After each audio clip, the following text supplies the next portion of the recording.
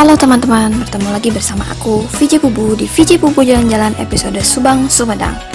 Dan sesuai dengan janji aku kemarin di episode pertama, kalau aku bakal ngajakin kalian semua untuk ngelihat kursi antik bersejarah, kursi antik dari kerajaan Indonesia.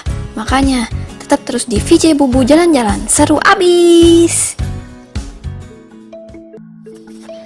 Nah, teman-teman, konon katanya kursi ini ajaib loh.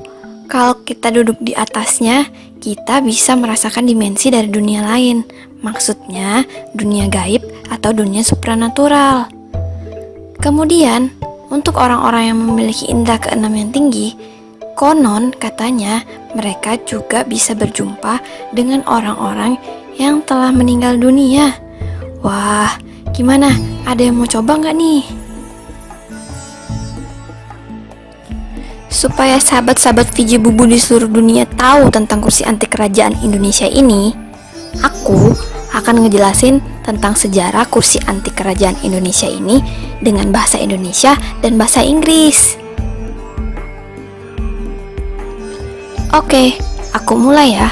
Aku akan memperkenalkan kursi antik kerajaan Indonesia ini supaya kalian semua bisa mengenal lebih jauh tentang barang ini.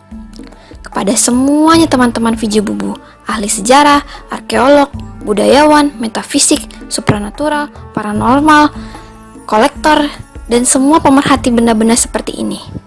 Tolong didengarin ya. Dear all VJ Bubu friends, I introduce you the antique chairs of Indonesia Empire.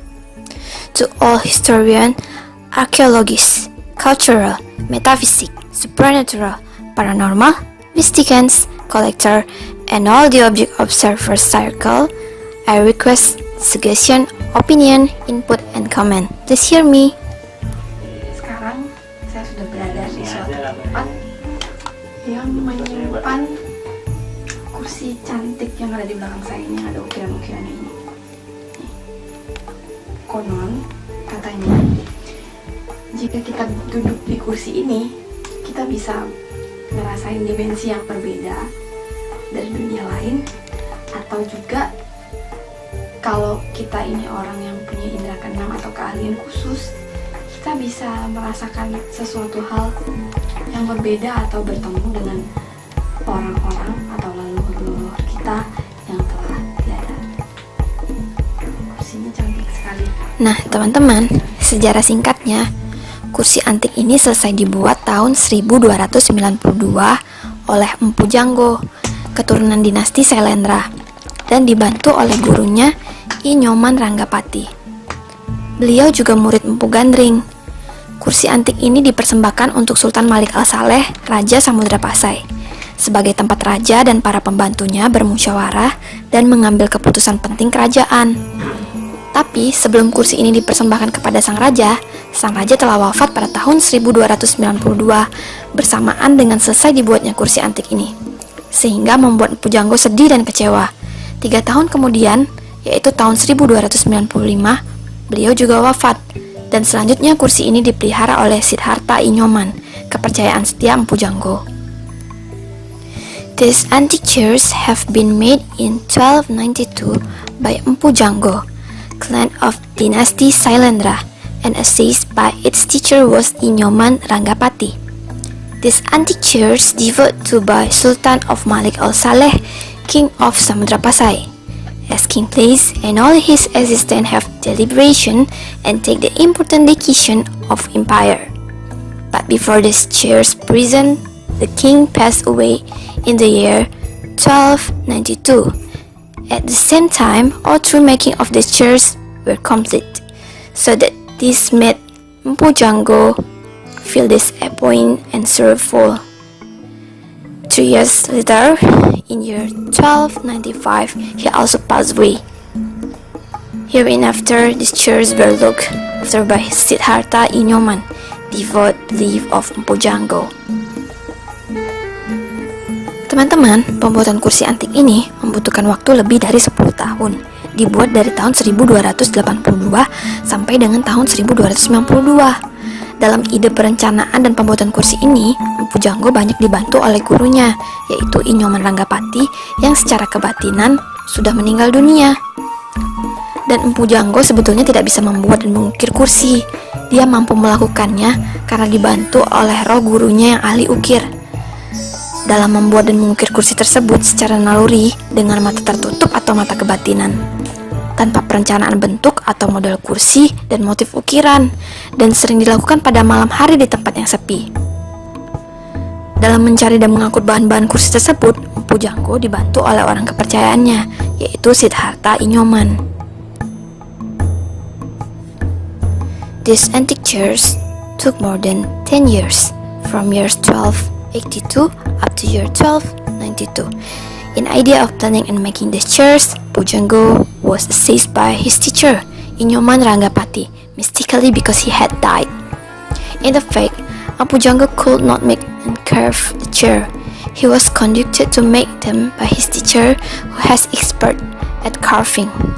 In making and carving the chairs was done instinctively with his eyes closed, without planning form the model of chairs and engraving motif, and was often done at night silent in place. Inserting and transporting the chair substance, Empu Janggo was assisted by his confidant whose name Siddhartha Inyoman. Proses pembuatan kursi dengan ritual atau semedi yang sangat mendalam selama 40 hari. Setiap bagian dari kursi tersebut mempunyai energi yang sangat kuat dan bertingkat-tingkat. Pengerjaannya dilakukan satu persatu dengan jarak waktu yang cukup lama, dan bahannya didapat dari tempat yang berbeda-beda sesuai dengan petunjuk ritual atau semedi, dan dibuat dengan mata tertutup. Process of the making chairs by very ritual circumstantial meditation. In 40 days, each part of the chair has very storied ether and strong energy. Its workmanship was done one by one with the sufficient time, distance, and substance got from different places each other as according to ritual or meditation guide, and made with the eye closed. Bagian-bagian kursinya adalah: kursi utama adalah tempat raja, kursi kedua untuk penasehat utama, kursi ketiga untuk adipati, dan kursi keempat untuk sang patih. Part of the chair, the first for king, second for spiritual king assist, and then third chair for adipati, and fourth chair for patih.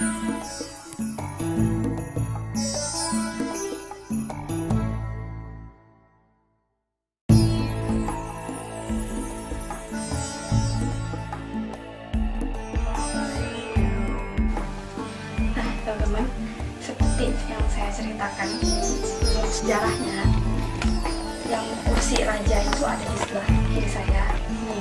Ini kursinya raja. Kemudian yang ada di samping di depan kiri saya ini kursi penasehat spiritualnya raja. Kemudian yang di sebelah sini kursi adipati, dan yang di sini kursi dari patih. Kemudian mejanya, dan ini biasanya digunakan untuk tempat mereka menyimpan senjata-senjatanya.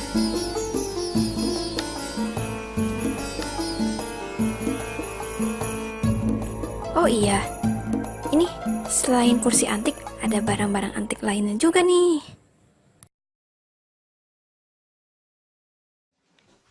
Lihat guci ini, ukiran-ukirannya naga.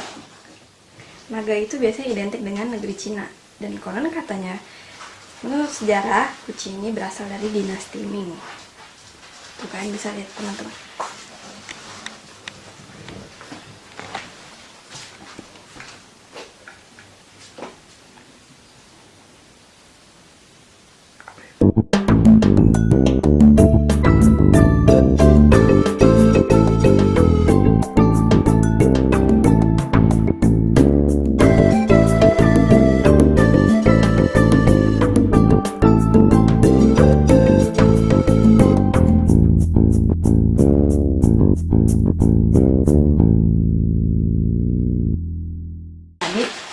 ada juga yang menarik.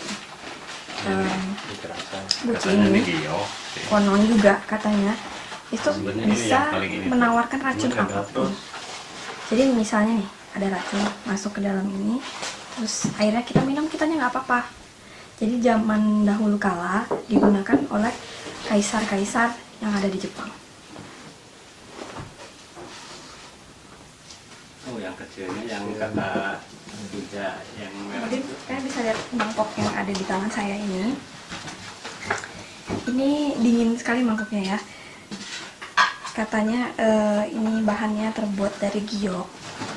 Dan menurut legenda, menurut cerita, mangkok ini adalah milik seseorang bernama Nyi Subang Larang.